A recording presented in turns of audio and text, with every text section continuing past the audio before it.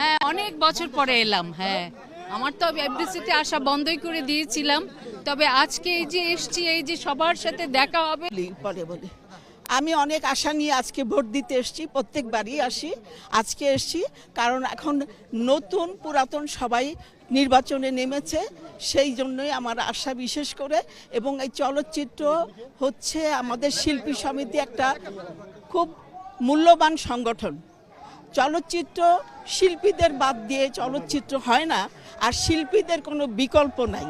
তাই আমি বলবো এই সংগঠনে কথা নয়, বক্তৃতা নয়, নিবেদিত।